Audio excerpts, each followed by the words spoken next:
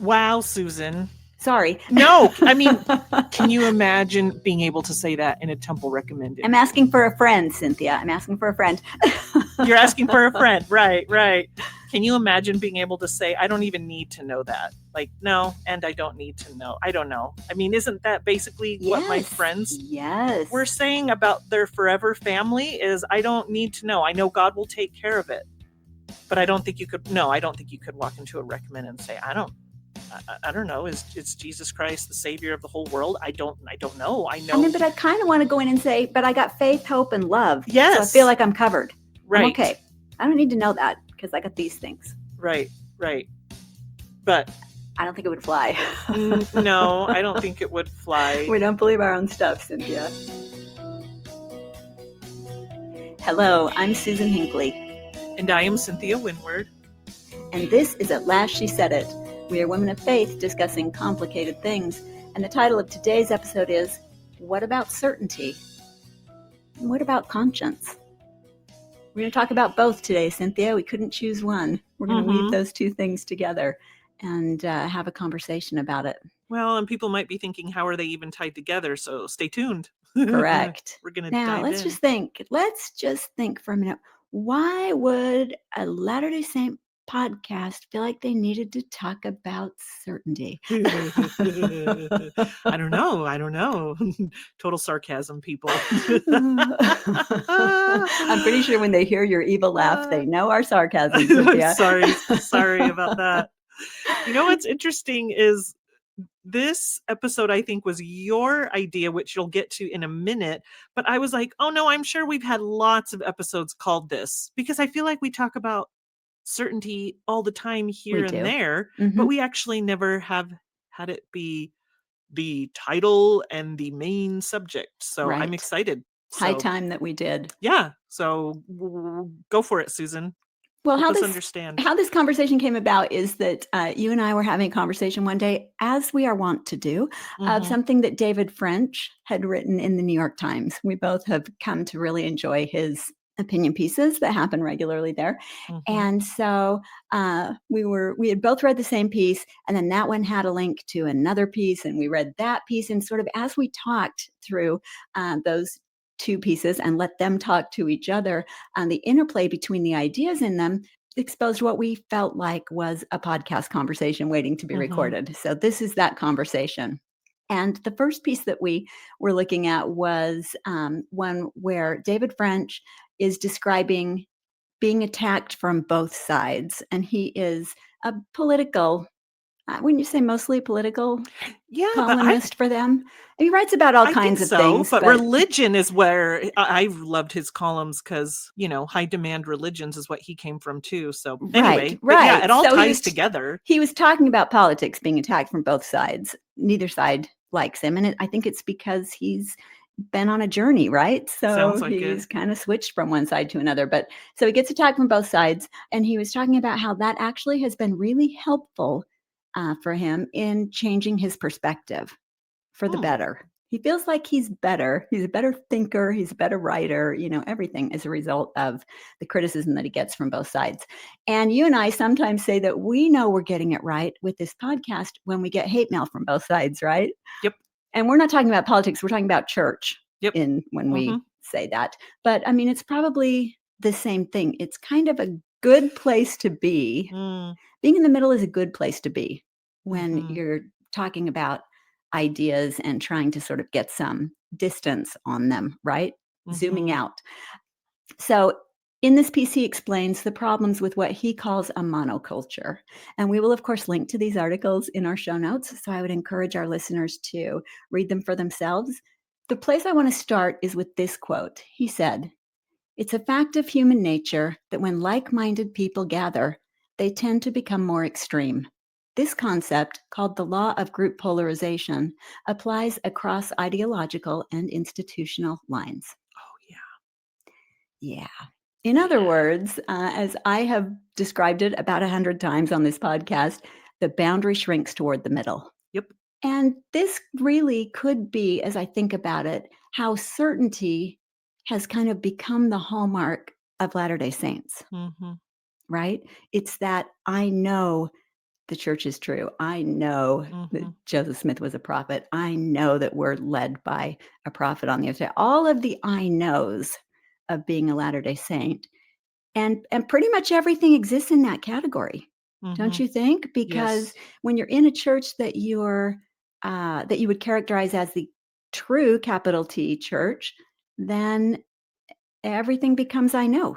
You're dealing in absolutes. I'm really glad that we are tackling this topic of certainty in this season where we are talking about zooming out, because obviously David French is not writing from a Latter-day Saint perspective, but I love his perspective, and it aligns so much with, it sounds like, both of our own experiences in Mormonism, that I just think this is what humans do. Yes. This is what we do. And as soon as you read that quote, as soon as like-minded people gather together, we become more extreme. It reminded me of that phrase, mob mentality. Yes. Like that's kind of exactly what I feel like he's describing. Like, that's just human nature. If you get enough people together and everyone is, chanting the same thing, pretty soon, literally everyone in the group will be chanting the same thing and saying, let's do something about it, and it just goes nutso. So yeah, I'm glad we're zooming out on this because it's definitely a human problem, but I love that we are going to discuss it in the context of our own Latter-day Saint monoculture. There you go. Right. Well, I love it anytime that we can sort of zoom out and connect those dots to something we're discussing as actually being a human problem. Yeah. Because I feel like a lot of times as Latter-day Saints, we feel like we're really special and unique in every way, right? And sometimes I like to see that actually we're really just humans and we're all pretty much struggling with the same things. So being a member of one church or another does not save you from yourself when it comes to being human. We all have the same frailties, and this is one of them. But what I feel like has happened as a result of this in our church monoculture is that hope and faith and belief have coalesced into something that's much more extreme.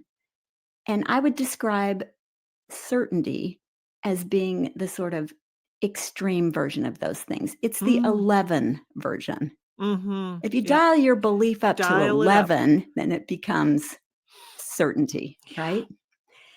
Actually, as I started looking at the term monoculture a little bit, I wondered where it came from, what it was, and it turns out that it's an agricultural term. It actually refers to growing one crop repeatedly in the same area, which eventually does what? Strips the soil, right? It upsets the natural soil balance.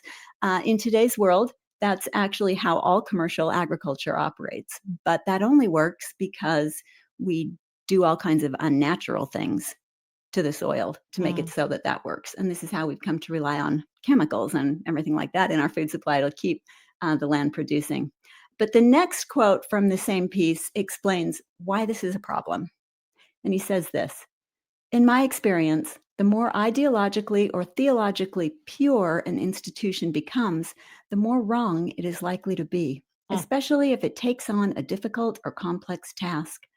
Ideological monocultures aren't just bad for the minority that's silenced, harassed, or canceled whenever its members raise their voices in dissent. It's terrible for the confident majority and for the confident majority's cause. Yes. Wow. So in a church of certainty, what happens is that existential humility is banished. Full stop. Yes. But I would argue that existential humility is where religion really has its vital roots. Because I feel like the growing edge of any spiritual life is always going to lie in questions, not in answers. I mean, are answers growy?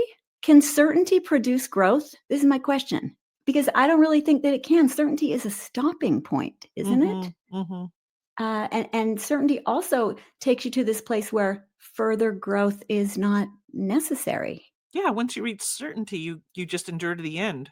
Right, exactly. Ooh, that sounds familiar, doesn't it? I wonder where endure to the end came from. But existential humility actually means holding, even our most special, our most cherished ideas and beliefs and answers about the meaning of big things like life and death loosely enough that there's room for them to flex or maybe even completely change when we get new evidence. And the other thing that it does is it causes us to operate from a place of defensiveness. Certainty breeds defensiveness. Mm-hmm. I don't think you can tell by my my vocal insertions there as you're reading it. Like, I don't think we really believe in having any type of humility in our church about different things, which we'll get to. But I do think that humility could lead to a lower defense rate. Like, we could be less defensive. Like, if I can give grace to myself, if I can sit here and say, well, I may not know everything, I could be wrong, then I can do the same with others, because we could all be wrong. Do you know what I mean? Well, And then I'm right. just less defensive on my part. I don't feel like I need to fire hose them, because I'm like, well, I could be wrong too. So that would be an amazing goal, is if we could all just be less defensive about things that we supposedly think we know are written in stone. I think it'd be an amazing goal personally, but I think it would be an even more amazing goal institutionally. I don't know. Have you experienced the church as being defensive? Yes.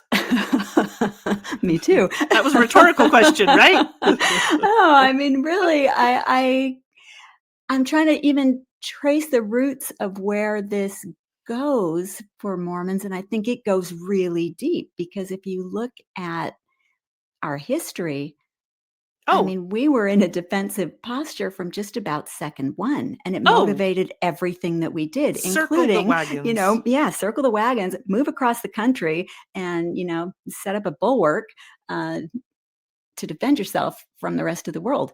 That's kind of what we've been about, and I feel like I continue to see it when we talk about religious persecution and all those kinds of things. And I continue to see it even in a gospel doctrine class where someone raises their hand to maybe introduce a differing viewpoint, and it's immediately shut down. This is just sort of our personality, unfortunately. Mm-hmm. And I don't think it's a growy personality. I mean, that's a tough personality to overcome if you're thinking about becoming a worldwide church and growing your tent, not just your footprint, but your ability to embrace other people. I agree. It's related to, but it's not exactly the same, existential humility, not exactly the same as intellectual humility, which involves being willing to accept our own intellectual limitations in pursuit of deeper knowledge and truth and understanding. So intellectual humility helps us avoid, for instance, making decisions that are driven only by our own opinions, which may well be wrong. Yeah, I think that's what I was referring to a minute ago was, well, I could be wrong about this. I think that's, of course it does apply, I think, to larger things institutionally, but anyway, go on. Yeah, so I think that's intellectual humility. Yeah. So they're two different things. They're sort of the same. Existential humility is dealing with sort of bigger questions. Intellectual humility is sort of how we approach questions generally, I would say. My personal life. And it seems to me that in the realm of religion, we actually need both kinds of humility. Existential humility is essential in religion because of the nature of the questions that religion is considering.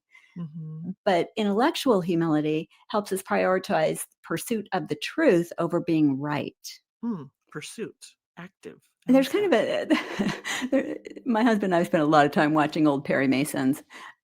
This is a hobby that we started when we were very first married. Know that. That's yeah. Cool. Oh, yes. We have seen every Perry Mason episode many times, and we have all kinds of funny inside jokes and sort of family culture built around that. But one of the tropes of Perry Mason that's so funny is they'll get to a certain point in the case where Perry is showing Hamilton Berger, who is the DA, who's always, prosecuting the case, showing him why he's had everything wrong. And Hamilton always ends up coming to this place where he says, well, I'm certainly more interested in finding, the truth in justice than I am in being right. Please continue, Perry. And then Perry smashes his case and wins.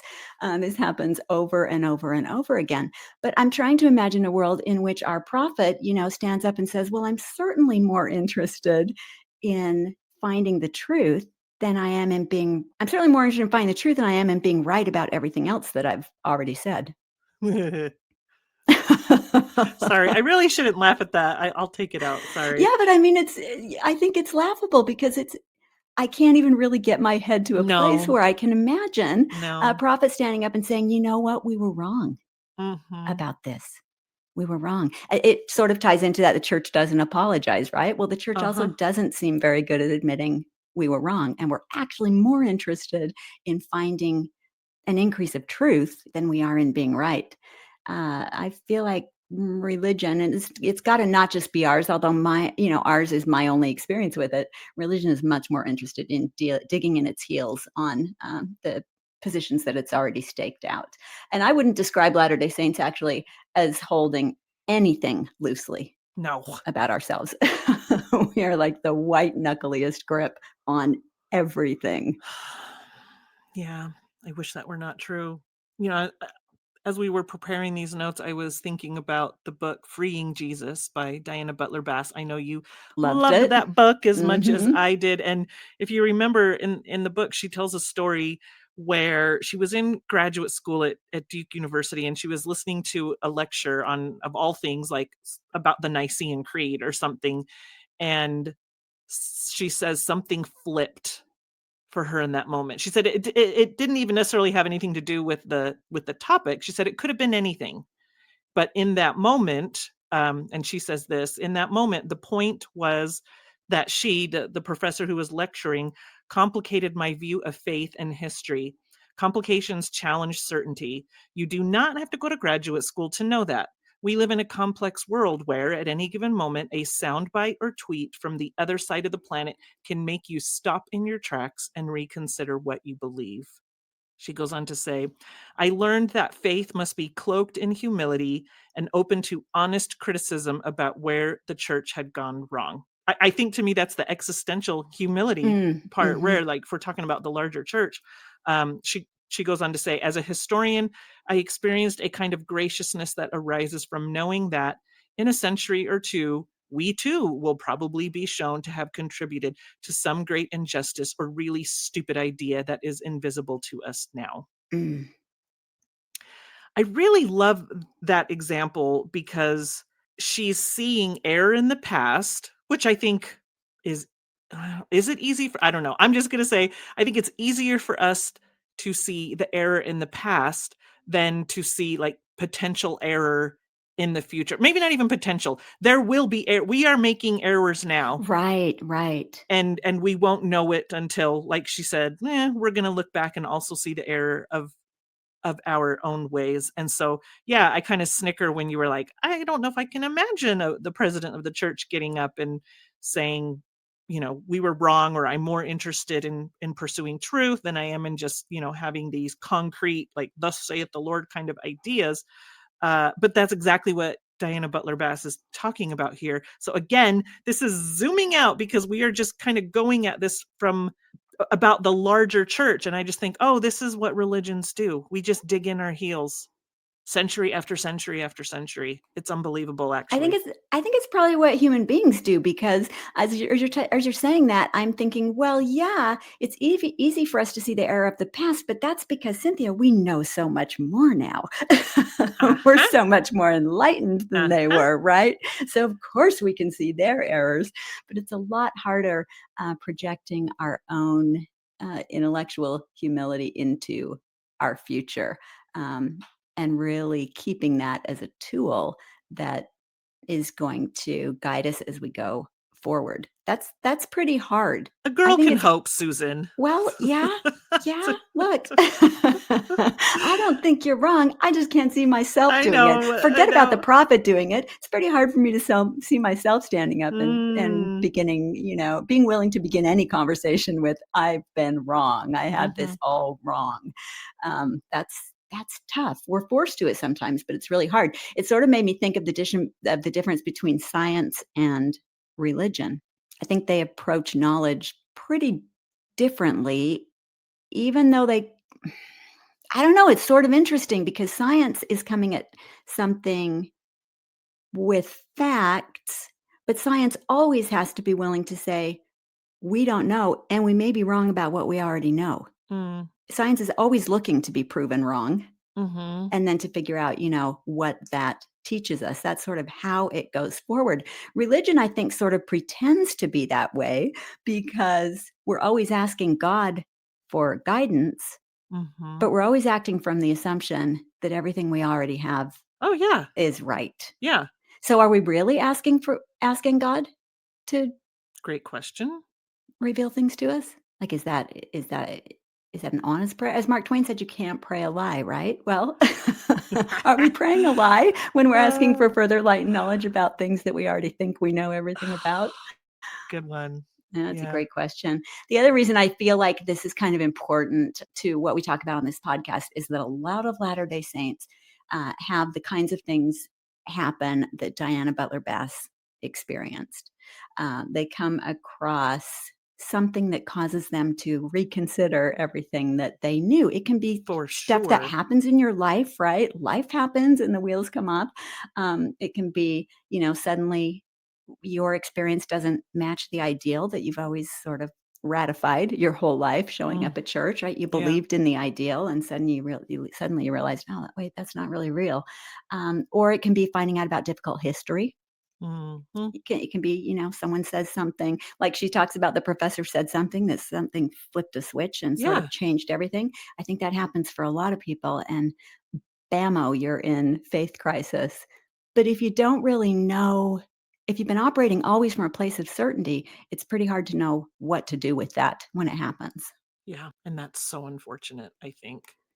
Because, I mean, just looking at my own life, I feel like, I don't know, even as I'm about to say it, I'm already rethinking it. But I think if I had less of a grippy grip, maybe I wouldn't have had to fall as far as I fell into that deep pit.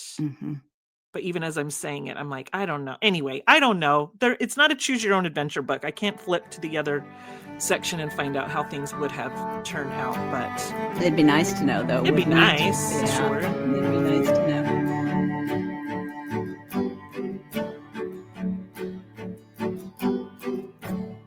Okay, so that is a little bit about certainty. Now let's talk about how does it relate to conscience. And here's where the second David French piece comes in. But so our listeners may have heard that Pope Francis made some comments a month or so ago that got people really worked up. Do you remember when this was in the news? Yes. And so does everyone else. Yeah. First, he said that religions are, quote, like different languages in order to arrive at God, but God is God for all. And if God is God for all, then we are all sons and daughters of God, end of quote. That part I love. I love it too. Can you even imagine? No. But do you understand why Catholics were upset when he Yes. said it? Yes. Because the same thing would happen to us. So exactly. Then someone asked him about the U.S. presidential election, and he criticized both of the candidates. Yeah. And he said, quote, which is the lesser evil, the lady or that gentleman? I don't know. Each person must think and decide according to his or her own conscience. And there was a huge backlash to that. So here's how David French explains that. He said, Pope Francis wasn't watering down the Christian faith. He was expressing existential humility. He was unwilling to state definitively the mind of God and to pass judgment on the souls of others. His words were surprising not because they were heretical in any way, but rather because existential humility contradicts the fundamentalist spirit of much of contemporary American Christianity. His words were less a declaration of truth than an invitation to introspection, a call to examine your conscience. Pope was taking it to the next level. The Pope was taking it to the next level. Yeah. I mean, okay, I have to step back and say, why wouldn't we expect a Pope of all people on earth, or a prophet in our church, to be allowed to take it to the next level, right? Yeah, but I mean, in a way, I get it because he is on Team Catholic. That's his team. So I get it. I mean, from someone who's like in an edgy religious space now, of course, I personally loved it. But I can really see how it's like, wait a minute, you're on this team and this is the team that you root for. And that is the end of it. Right.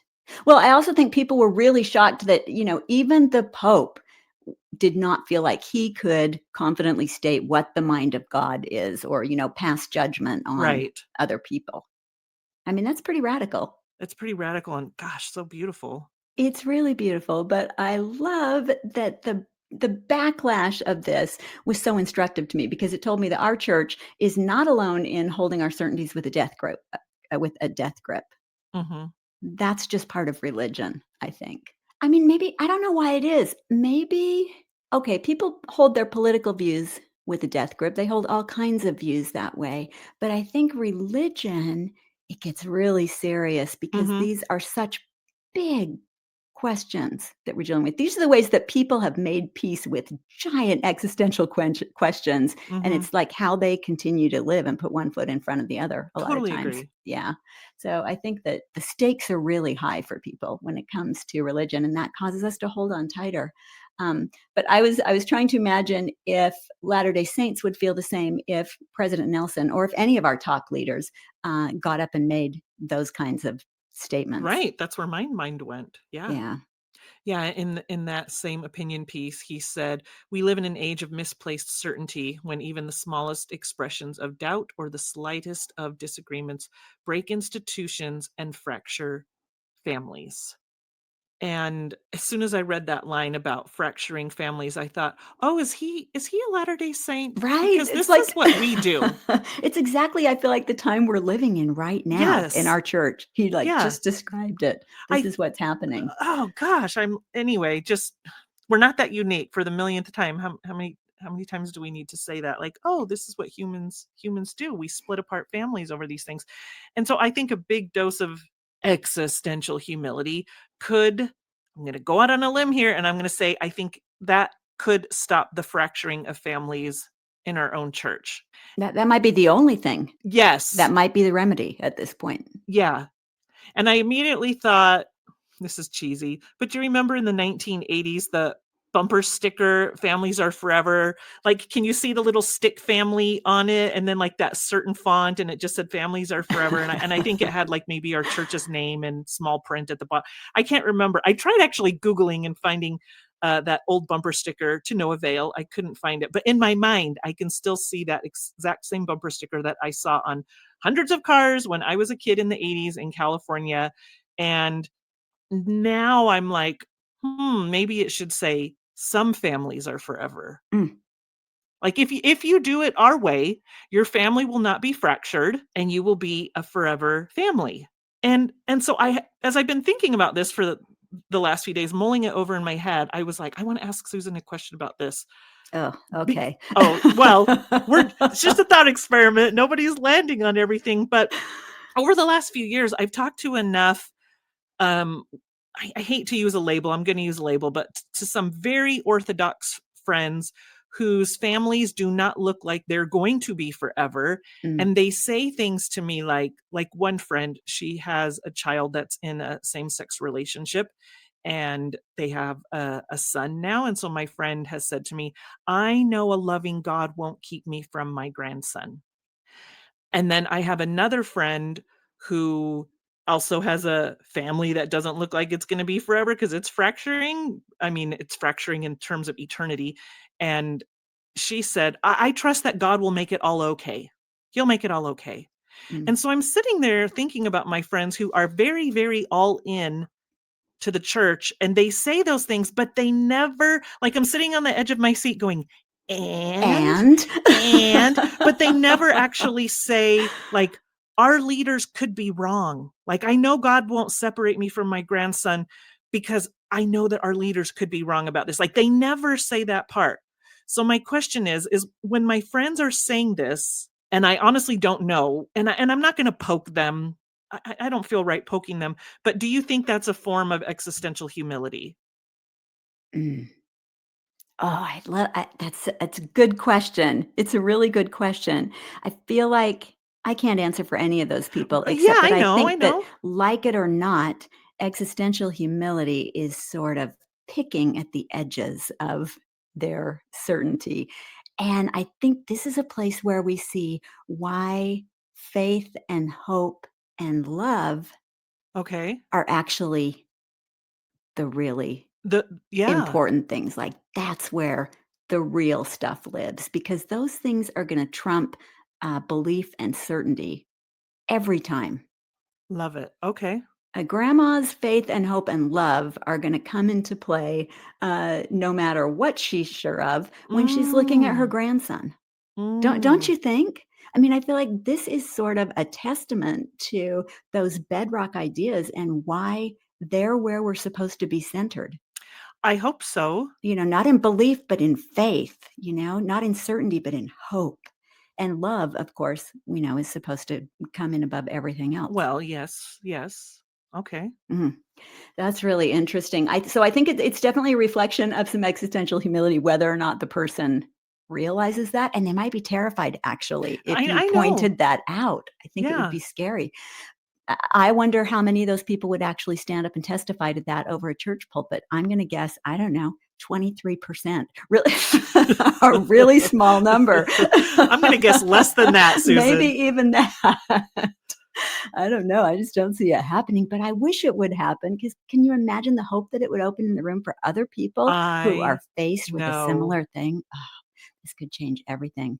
This is when I say existential humility then really could be transformational, not just in people's lives, but in our institution. It could change the whole feel of what we're doing in church, like why we're there and how we do it together, in my opinion. Bucket list, Susan. That's bucket on my list. new bucket list for church.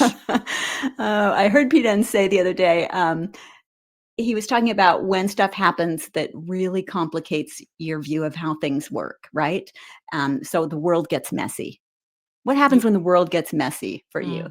And he said this, he said, but a messy world doesn't really generally compromise people's certainty about God. Because the people who are certain about God, God remains constant regardless of what happens in the world. So they can sort of disregard, what's going on in the world. What really compromises it for people is when they're confronted with a messy God.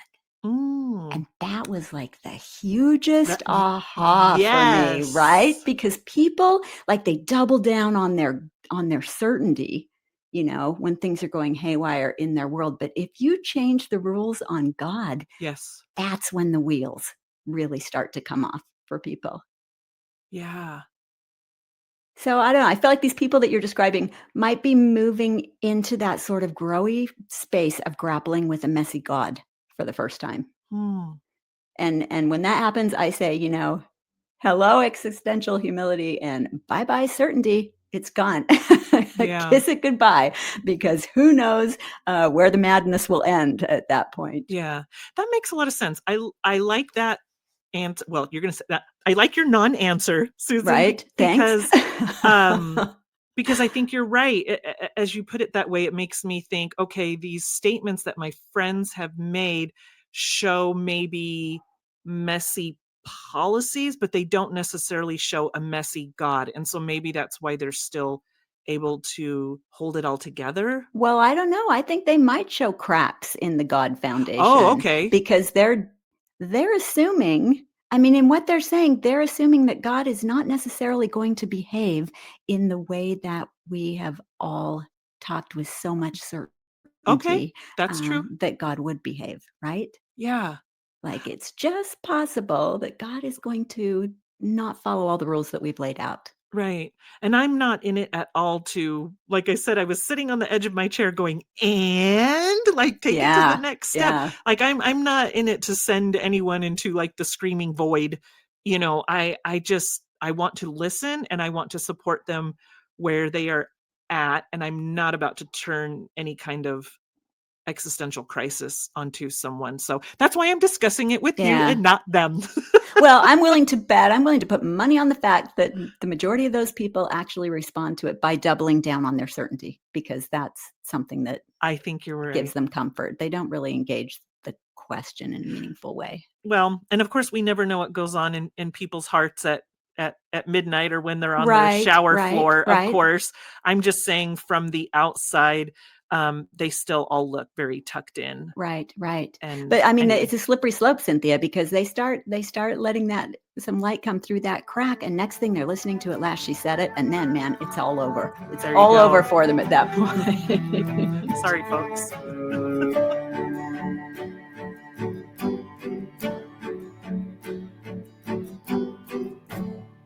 Okay, David French offers this description that correlates exactly with my perception and experience of our church and culture. And he says this: the fundamentalist mind is largely free of doubt. It presumes to know the mind of God, not just on the core elements of the faith, the life, death, and resurrection of Jesus, but on virtually all matters that touch on Christian faith. Fundamentalists believe they know exactly how God wants you to vote, to raise your kids, and even which movies and television programs he wants you to watch. Again, this is us. He must be a closeted Mormon. Oh, it's a little eerie, isn't it? But what about personal revelation? Here's where I want to pivot to, talking about that, because this definition of fundamentalism really explains to me the common assertion in our church that personal revelation is never going to contradict the official church messaging. Yeah. I mean, my experience has been that, I don't know, maybe like my friends I was just talking about, like there's maybe a lot more personal revelation or answers coming into that proverbial Relief Society room, into the lives of the women in that room. And they're listening to their conscience. And I'm not sure, are we using like personal revelation and conscience interchangeably here? Maybe. I think so. Yeah. I think so too. In our church, that's just what we call our conscience. Everyone else is like Jiminy Cricket, right? Let your conscience be your guide or something. So, I mean, that part, the conscience part, the personal revelation part, that part remains private. Yes. Obviously, that's not that I'm not seeing that spoken at the microphone, at least in my little corner of the world. And so, like, my question above about these non-eternal families, like all those stories that I've heard that are private, that we don't hear go to the pulpit, like it really seems to only be safe in radical places like this podcast to kind of say it at last. Like I'm just not hearing those kinds of things said from the pulpit, or even necessarily in comments in church. Like I know Heavenly Father won't keep me from my grandchild. The church has probably got some growing pains here. Like we're going to figure this out. I mean, they don't even have to say the church is wrong, right? They could just say, well, I'm not so sure about that, because my view of, like you were saying earlier, faith, hope, and love, it kind of doesn't lead me to this conclusion. Well, I think you just put your finger on exactly how and why a monoculture develops, because you're in a room where it's not safe to speak your personal truth. Yep. So nobody does. Yep. And then suddenly there's one idea in the room, and we at least give the appearance of all agreeing with that idea. Yeah. Those stories I shared are definitely ones that were whispered to me, like before Relief Society started, when I asked them, how are your kids doing? So interesting. I know, it really is. Well, so the cure would be saying the things out loud. Well, that's what you and I think, because we have a podcast called At Last She Said It. But, we're biased, I guess. I don't know, but I really do feel like the cure for a monoculture is to have a diversity of ideas in the room. And how else are they going to get there except by being put there by the people who are in the room? You said it. There's one other thing I want to touch on from these articles. I felt like David French drew such an interesting parallel. He said the current Pope's words are close to those of a different Pope, John Paul II. Hardly anyone's idea of a liberal. Right? And here's how he explained that. He said, the various religions, he explained it with a quote from John Paul. Sorry. He said, quote, the various religions arose from a primordial human openness to God. He argued something I'd never heard in my church, that Jesus saves even people who don't believe in him. Quote, it will be in the sincere practice of what is good in their own religious traditions, and by following the dictates of their own conscience, that the members of other religions respond positively to God's invitation and receive salvation in Jesus Christ, even while they do not recognize or acknowledge him as their Savior. When I hear that, Susan, I think, wow, that I feel like that's a quote I could have heard Joseph Smith say. And I feel like we've gotten so far from our roots. Anyway, I don't know. Totally That's just agree. coming to me right now. It's like that's really interesting. Yeah, I feel like he was always talking in such expansive ways, just like that quote from John Paul II. I don't know. I feel like now we've come to this place in the church, and this could just be my perception, but I feel like how I have always heard it talked about is that everyone will have to basically convert to Mormonism at some Yes. point. They'll have the opportunity to convert, and they will. And they will. Why wouldn't they? And that will fix everything. But that's not really what he's saying here, because the key word in both of the things, the quotes from Pope Francis and the quote from John Paul, the key word that they both used was conscience. Pope Francis told Americans to vote their conscience, and John Paul sees the individual conscience as a route to knowing God. Not necessarily a specific flavor, not necessarily accepting someone else's specific flavor, but following your individual conscience. He says to respect a person's conscience isn't to show weakness or embrace moral relativism. It's to recognize that God is at work in all human hearts, and that existential humility doesn't contradict religious conviction. That's the part I need embroidered on a pillow and put like in foyers, in church foyers around the world. Yeah, it's to recognize that God is at work in all human hearts, and that existential humility doesn't contradict religious conviction. Love yes, it. Please. Yes, please. We've just come to the highlight of the episode. Oh, yes. Yes. Well, let's talk about a couple of questions in light of all this. So, is existential humility or intellectual humility a bigger problem in our church? What do you think? Pick your poison, Susan. I know. But like, I mean, our leader, okay, just for instance, our leaders, and this is happening a lot right now, they continue to focus on everything that they know about the next life, right? Yes. So these beliefs that they're expressing are obviously meant to be considered foundational. Yes. By all of us, right? So the very biggest questions are settled. So to me, that argues against existential humility. I've been thinking a lot as we've been preparing for this episode, and I've kind of come to the conclusion that certainty is almost a synonym for safety in our church. Like whenever I'm going to hear people talk about their certainty, I'm like, oh, they're talking about being safe again. They want to be safe. Mm-hmm. Oh, I think people want to be safe. Generally. Well, I mean, I want to be safe too. Right, I mean, I'm not dissing that. I'm just saying it's really interesting that our church and so many other churches that's what we offer people is safety. It's not what I'm interested in anymore, but I in a previous life it was safe, and I loved that. And I think religion offers solution to chaos. Yes. I don't in any way want to paint with a broad brush saying, everyone who joins our church came from some chaotic lifestyle, and we offer them like this straight and narrow path. Not at all. Not at all. But for some people, that really is a big draw, I think, to like high demand religions. Well, and even for people in our own church who maybe go inactive for an amount of time. I mean, there's a podcast out there that shall remain nameless, and they kind of interview people who like come back into the church after having been out. I think you just named it, actually. Oh, I did? I don't know.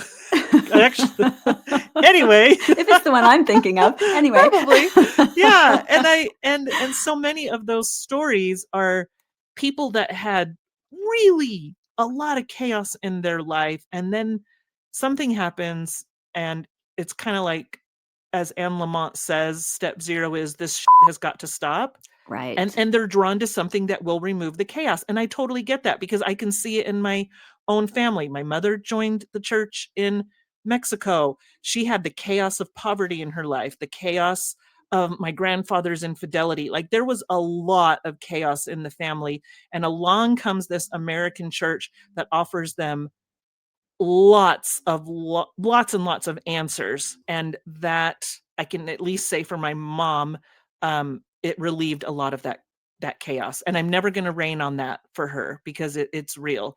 And so, yeah, that's been my aha moment is I'm like, oh, when we're talking about certainty, it's kind of all about safety. And we aren't obviously the only church that's really big into safety. And so I found these two other quotes from other great thinkers. Jared Bias, who's the co-host of Bible for Normal People. If people read my recent worthy stuff, I can't stop talking about his book that I just finished, Love Matters More. And he says this about safety. He said, in reality, we pursue absolute truth because we hope it will give us a sense of certainty and safety. If we know things absolutely, then there is no risk of being wrong. And I like that because I'm a very risk-averse person too. I don't want to be wrong. And then from Brian McLaren's book, Faith After Doubt, he says, maybe faith was never supposed to be a fortress. Maybe it was always supposed to be a road. But I think we love the idea of a fortress because it keeps out the bad, right? And it keeps us safely tucked inside. Right. I mean, I kind of see it more like a cage now, but that fortress served me really well for a long time. So when you ask the question, is existential humility or intellectual humility a bigger problem for our church? I don't even know how to really unwrap the two. Like I feel like our lack of existential humility kind of drives the problem with our intellectual I don't know. It seems all wrapped. Okay. Yeah, no, I agree. I think the two do go hand in hand. I'm going to separate them a little bit for you right now, though. But I think everything you just said points to the fact that people don't really come to religion because they want to exercise their existential humility. That's not what draws people I think to that's religion, safe to say. They want the answers to the big questions. Yeah. So that leads me to the question, can existential humility exist within religion? And I don't really know, I don't know where the tipping point of the balance for those things comes, but I can tell you that like the first time I walked into an Episcopal church, you remember, anyone who's listened to me probably remembers, it sort of knocked my socks off. You were texting me like crazy. Yes, because it was one thing. It was one thing for me. And well, no, it was a lot of things, but the really biggest thing was their acknowledgement of mystery. Thank you, God, for the mystery. They actually said it that way. They actually said it. Nice. Just right there in the prayer. And I thought, oh my goodness, I've waited my whole life to encounter other religious people who actually feel thankful and find some rest in the mystery. So there are those of us in the world who want that, like for whom existential humility actually is a way forward, that maybe the other things have felt like a roadblock. There are people like that, but yeah, I am willing to admit that that is probably not the majority of religious people. No. I'm swimming upstream with that for sure. I'm gonna solidify that by telling you a line from my patriarchal blessing that says, please. "The mysteries of God will be made plain to your soul." Tell me more about how you how do you use that? How do you interpret that? As a teenager, I loved it because I think that's part of first half of life is we want answers. Right. And I loved that. And I took it as like, read my scriptures and God's mysteries will be made plain to me through study. Of course, now I see it much differently, mainly like this says so much about our culture. That's all I'm trying to say. It is, we don't want to sit in the mystery. We promise people, if you're faithful, you will solve all these mysteries and they will be made plain to your soul. I think we do promise that, but the thing I love about that line is that taking it in a second half of life context, it can also be read to mean you are going to see clearly that there are mysteries of God. That is going to be made plain to you. Oh, thank you. I hadn't seen it that way yet. I've just kind of seen it like as it's a nod to mysteries of God. And your soul is going to understand them on a soul, connect to that on a soul level. Love it. I love that. I got some holy envy for that line. Okay, but here's where I'm going to shift a minute to intellectual humility, because how does being sure that we already have all these answers keep us from seeking additional light and knowledge? We are more interested in the answers we have than we are in pursuing additional truth. I feel like people may argue with me, but I'm going to just throw out there a few examples: women and priesthood, for instance. Are we asking those questions? I don't know. Maybe we are, but I don't see a lot of members asking them. Heavenly Mother, pretty much just saw that quest for more knowledge get shut down officially, didn't we? Further light and knowledge on questions surrounding our LGBTQ brothers and sisters. Like, is that actively happening? So, like, are we really going after, more truth that may disprove our previous, air quotes, truth? I love that you bring up really specific examples as we're kind of winding down here, because, well, teaser, we're going to have an episode this season about revelation. Like, we kind of want to explore, like, is it necessary for every little change? Is it necessary for every big change? And maybe it's a chicken or egg kind of thing, because I'm not really sure which one comes first. Like, the question. Right. And you only ask questions when you have humility. Right. Correct. So does the question come first? Because I think in our church, because we've seen it over and over online, when we read comments, it's like, oh no, God sent that revelation. And it's like, yeah, but he didn't just send it out of the blue. Don't you think somebody was asking? I mean, I guess obviously I don't know how Russell M.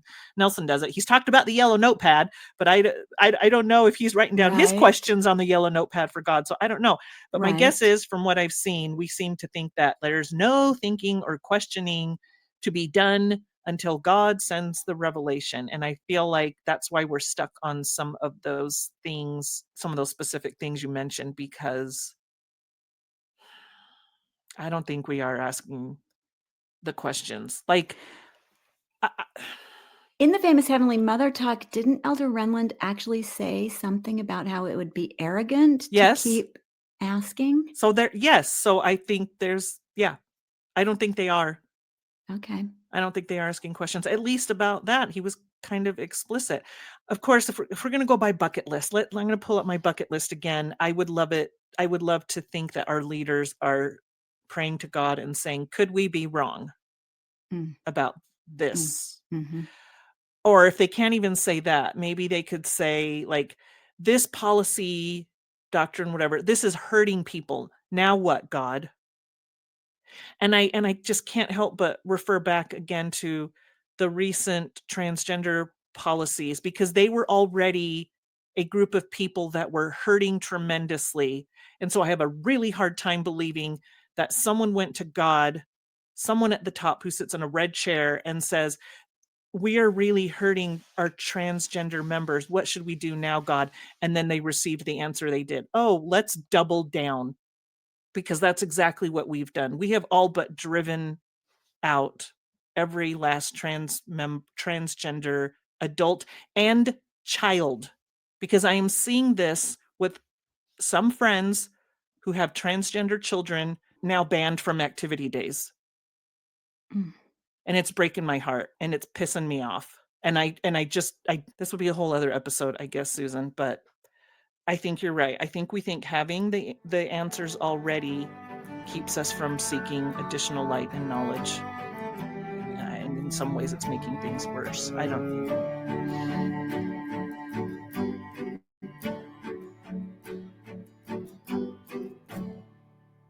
Okay, I got another question for you.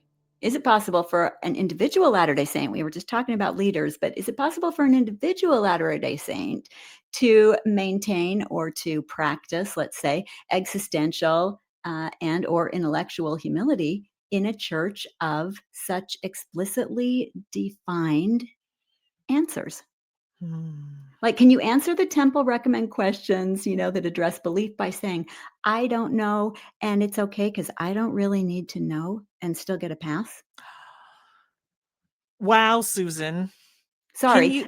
No, I mean, I just want to imagine for a minute someone I'm asking for a friend, Cynthia. You're asking for a friend. Right.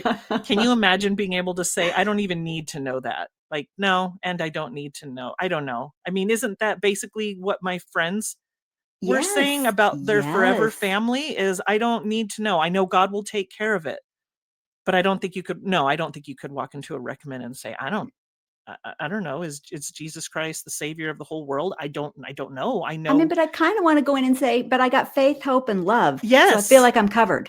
Right. I'm okay. I don't need to know that because I got these things. Right. Right. But I don't think it would fly. No, I don't think it would fly. We don't believe our own stuff, Cynthia. No. I think we are a church that has all the answers and everybody else is wrong. Full stop. I mean, we don't say it that way because we're nice people, but what we say is, I mean, isn't that the President Hinckley quote? His answer is much softer, where he said, bring all the truth you have and see if we can add to it. That was his way of saying, we have all the answers. So let us give you some of those. I don't know. I kind of like that because you know what I can see in that? I can see the seeds of Chieko Okazaki being able to say, I kept my Buddhism and then I added my Mormonism on top of that.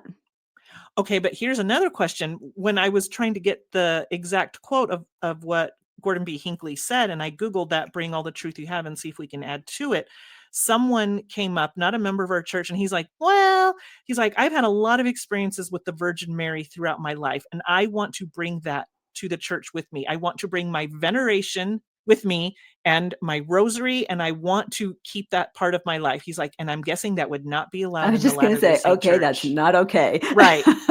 So maybe bringing Buddhism, I don't because know. It's so different and unrelated. It's a whole different thing. That's like saying, I'm going to bring my geometry and add it to my, So you're right. I don't know. Okay, I got one last question for you. What do you think the church and or most members actually believe about conscience or personal revelation, as we call it? I mean, what do we actually believe about that? Well, do you remember last season we had an episode with Janice Spangler and we were talking about relationship dynamics, like when your spouse sees that you're changing and thinks you're wrong, you're on a slippery slope or whatever. And I thought Jana was going to say something like, here's how you convince them you're not on a slippery slope. And what she said was, no one knows. Maybe you are. Maybe they are. Like it took me back to hear that, like that humility is baked into that answer that she gave. No one knows. And it's not so much like if you're in a discussion with your spouse about being on a slippery slope or whatever, and they don't like where your faith journey is taking you, it's not so much, I think, who is right and who is wrong. It's just saying like that answer of no one knows is like, I am a messy human seeing life through my prescriptive lenses, not yours. And when a person trades certainty for conscience, it is risky. So yeah, no one knows. But that's not the point anyway. It's not to be right or wrong. I mean, I know in a church of right and wrong, that is the point. I'm just saying, I think so many of us in this At Last She Said It space have gotten to a place where we're more interested in conscience and personal revelation than certainty. But it is risky. It is risky, and it's a hard leap for people to make, I think, because we have listeners ask us all the time. All the time. You know, how do you square your own personal revelation with, you know, when it disagrees with what the brethren are saying? Like they want specific answers about how to do that, and I really like Jana's answer. I do too. I haven't forgotten it in 6 months. Yeah. Oh, that's good. Oh, thank you for bringing that here. I guess where I'm landing with all this is that maybe. Okay, so I've hated being in a church of certainty my whole life. It's always been itchy for me. It's just itchy. I don't like it. I love you, Susan. I love don't you so tell much. me what I have to believe. That's right. Or anything else that I have to do. But like maybe having been handed the certainty model my whole life, maybe that was actually good for me. Maybe that was a good thing because maybe it helped me when it came time for me to figure out that actually, and that was never my certainty, right? And that certainty wasn't the same thing as faith, hope, or love. And therefore it didn't hold up when I needed it. So maybe me having been born in a certainty church was actually a good thing for me. It helped me get where I needed to go next. faster. I mean, I say faster when it took 50 years. But what I mean is when the switch got flipped for me, when that day came and the thing happened, I was able to say, oh, I can see this doesn't work and never worked. I was able to see that and say it pretty fast. Love it. Love it. Love it. So maybe it was a good thing. I think it is, because look where you are today.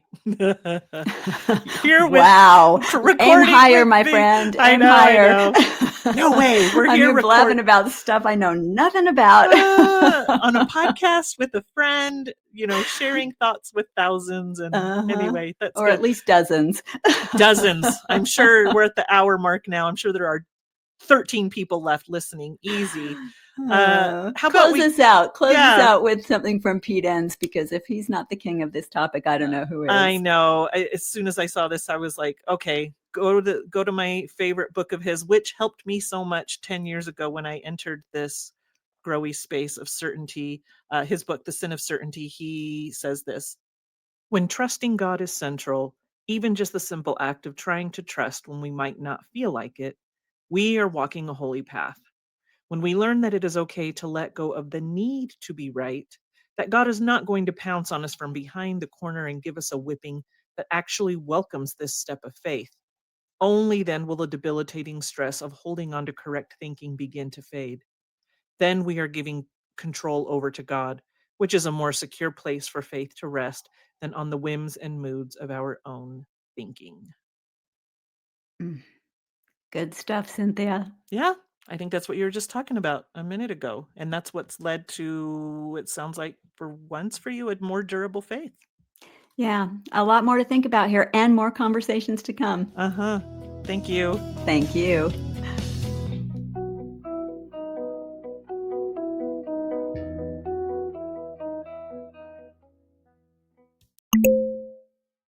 Hello, I live in a stake in Ohio. I wanted to share that this upcoming weekend, the stakes in our region are receiving training from a Young Women General Advisory Council member, Sister Tamara McFadden. This has been advertised for weeks and weeks. The audience includes all youth leaders, and bishoprics and stake presidents. It's wonderful to see the stakes in the region welcoming her as they would any other visiting authority. And there's no indication that she's accompanied by any general priesthood leader. As a mom of boys, I would be so pleased if it becomes a regular thing for them to receive teaching and training from female leaders at the general level. I just wanted to call and share this and celebrate a positive step in the right direction with regard to what President Nelson has described as our need for the conviction, leadership, wisdom, and voices of women. Thank you. Hey, at Last She Said It team, I love listening to your podcast. It's so comforting to know I'm not the only one experiencing the complexities of being a woman in the church. Although I've been married for several years now, I still deeply identify with the single experience. Being a YSA was one of the happiest times of my life, and not to state the obvious, but marriage is hard. It was actually marriage that broke my shelf and started me on my spiritual journey in earnest. When I was in the YSA, my social calendar was always full, and I held several significant callings, including being a Relief Society president 3 different times. I felt respected and needed in this setting. In my experience, most of my bishops were sensitive to women's issues and supportive of our hopes and dreams, even if those dreams didn't include getting married and becoming a stay-at-home mom. When I did get married, 2 big changes occurred. First, I was in a family board with many traditional ideas about what women were supposed to do and be. And second, I was in a relationship where children could result. I realized that I didn't want to pass on the same toxic perfectionism and, as Cynthia says, the idea of hustling for your worth that I grew up with to my future children. I'm also so grateful that I found your podcast at the peak of these uncertainties. I'm not going to say that being a YSA was all sunshine and rainbows, and I also recognize that marriage gives me growth opportunities I wouldn't necessarily have as a single person. I would love to hear more voices on your podcast discussing women's issues from the perspective of singles or those newly married, especially from young millennials like me. Though I believe younger generations might be swimming in the soup a little bit less than those before, I've still seen firsthand that soup is still simmering. Thanks again for all you do. Check out our website to find everything in one place: episodes, show notes, events, merchandise, voice messaging, newsletter, transcripts, and donation links. It's all at lastshesaidit.org. Want to talk about this week's episode? Watch social media, or better yet, subscribe and join our Friday chats. You'll be keeping the podcast ad-free and supporting other women too. Thanks for listening.